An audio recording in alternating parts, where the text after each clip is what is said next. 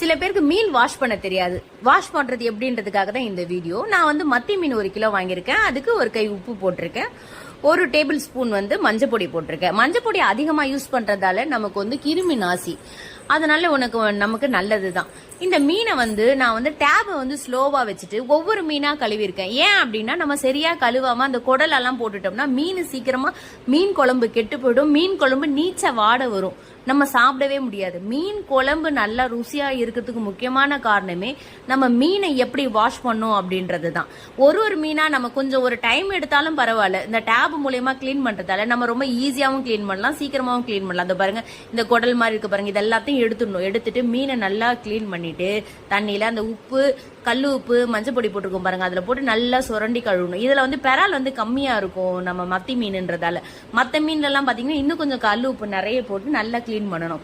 Clean பண்ணிட்டு இந்த மஞ்சள் பொடி இந்த இதெல்லாம் போட்டோம் பாருங்க, அந்த தண்ணி பாத்தீங்கன்னா ஒரு மாதிரி பிளட் மாதிரி இருக்கும். நல்லா ஒரு 4-5 வாட்டி நல்லா தண்ணியில போட்டு வாஷ் பண்ணிட்டு நல்லா பாத்தீங்கன்னா அந்த பளிங்கு கல் மாதிரி இருக்கும் அந்த மீன். பாருங்க எப்படி இருக்கு பாருங்க. மீன் குழம்புக்கு மீன் ரெடி.